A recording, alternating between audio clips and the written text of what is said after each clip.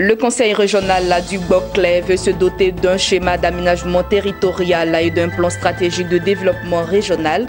C'était au cours d'un séminaire qui s'est déroulé récemment dans la ville de Sassandra, située dans le sud-ouest de la Côte d'Ivoire. Les détails dans quelques instants.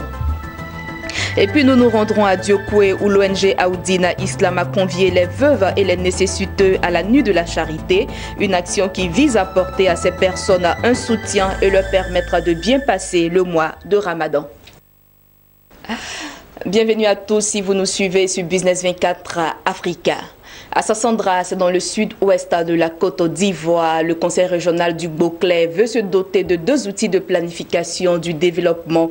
Et il s'agit du schéma régional d'aménagement territorial et du plan stratégique de développement régional. 24 heures durant, élus, autorités administratives, sociétés civiles et leaders communautaires ont été sensibilisés sur les enjeux de l'étude et de l'élaboration de documents de planification. C'était au cours d'un séminaire organisé récemment dans la ville de Sassandra. Soucieux du développement harmonieux et durable de la région du Boclé, le conseil régional du Boclé a entrepris l'élaboration de 2 outils majeurs de planification, le schéma régional d'aménagement territorial et le plan stratégique de développement régional. Ce week-end, à la salle de la mairie de Sassandra, un atelier de lancement des 10 outils a réuni le corps préfectoral, les élus de la région, les directeurs de services déconcentrés et parapublics, les chefs traditionnels, les guides religieux et les membres de la société civile. Objectif, informer les forces vives de la région de l'élaboration de 2 outils de planification, présenter leurs intérêts, sensibiliser et mobiliser l'ensemble des acteurs pour leur implication dans le schéma régional d'aménagement territorial et le plan stratégique de développement régional. Selon Philippe Légré, président du conseil régional du Boclé, ces 2 outils permettent de replacer la planification au centre du processus de développement régional du Boclé, doter la région de documents consensuels, opérationnels et dynamiques qui définiront et synthétiseront les actions à mener dans la région, tout en améliorant les conditions de vie des populations. C'est la tenue de cet atelier de lancement qui permet d'informer tous les acteurs des activités qui seront réalisées. Notre pari au niveau du conseil régional de Boclé est de faire en sorte que le cadre de vie des populations soit amélioré en facilitant leur participation à la gestion des affaires locales. Cette politique de développement qui s'inscrit dans la vision de son Excellence Alassane Ouattara, président de la République de Côte d'Ivoire, assurera le développement harmonieux de notre région et des localités qui la composent. L'étude sur les schémas régionaux d'aménagement territorial et le plan stratégique de développement régional, qui se veut participative dans son élaboration, a été confiée au groupement de cabinet Afrique-Cuba Côte d'Ivoire Gérard. Des actions qui sont réalistes, bancables, qui sont contenues dans un document qui permet au conseil vraiment de pouvoir faire son lobbying, de pouvoir rechercher des financements. C'est un outil d'aide à la décision et ça permet aussi de projeter dans les plans triennaux ce que nous devons faire. Mais au moins, on sait très bien que désormais, ce n'est pas une idée de moi-même, je me lève, je vais faire telle chose, je m'en fais, mais c'est cohérent dans un plan pour un développement harmonieux et équilibré de la région. Nous allons éviter ce que, dans le temps, certaines institutions internationales faisaient.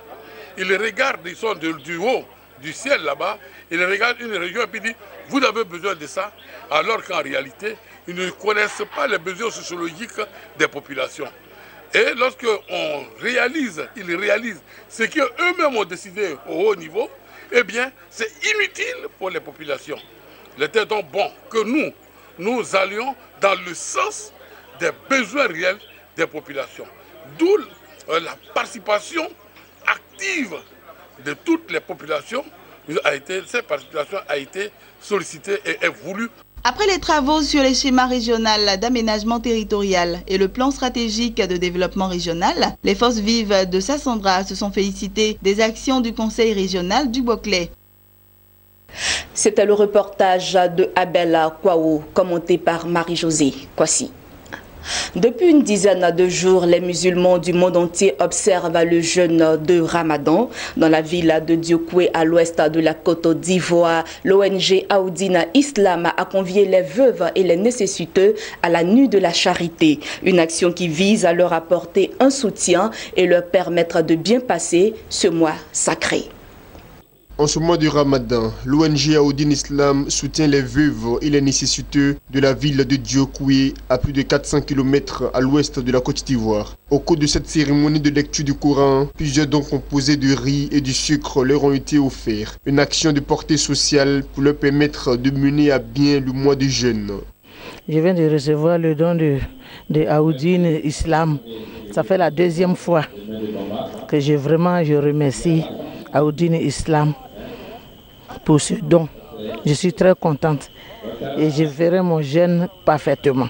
Je suis très heureuse parce que vraiment je suis une veuve. Donc avec l'ONG Aoudine islamique qui nous a beaucoup aidés, qui nous a apporté beaucoup de choses. Je suis très heureuse. Initiatrice de cet événement, l'ONG Aoudine Islam entend ainsi faire preuve de générosité, comme l'a recommandé le prophète Mahomet. Cette année, nous avons commencé par la deuxième édition de la campagne de dépistage du diabète, des prises de tension artérielle et de l'obésité. À cette occasion, nous avons pris en charge 208 personnes. Et dans les 208 personnes, il y a eu 25 diabétiques, et 30 hypertendus, 7 obèses. Et donc, dans la continuité de l'action de l'ONG, nous avons initié la nuit de la charité où nous faisons des dons en vivres aux démunis pour leur permettre d'avoir un mieux-être pour passer le mois de carême. Quatrième pilier de l'islam, le Ramadan est une période de recueillement au cours de laquelle les musulmans s'abstiennent de boire et d'avoir des relations sexuelles de l'aube au coucher du soleil. Cette assise a également été une occasion d'exhorter les populations à adopter un comportement exemplaire.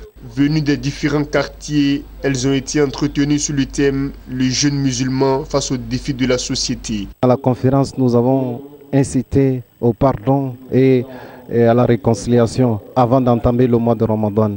C'est ça le sens de cette journée. Cette journée est placée sur le thème le jeune musulman face aux défis de la société. Parmi ces défis, il y a la cause contre le recherche et il y a aussi parmi ces défis-là le renforcement de la spiritualité et la bonne moralité également. Le Ramadan est le mois dans lequel fut révélé le Coran au prophète Mahomet. Il dure 29 ou 30 jours. Un mois d'adoration qui se referme avec l'Aïd el-Fitr ou la fête du Ramadan. Voilà, c'est un reportage signé Théodore Kanga, commenté par Lawani Babatunde.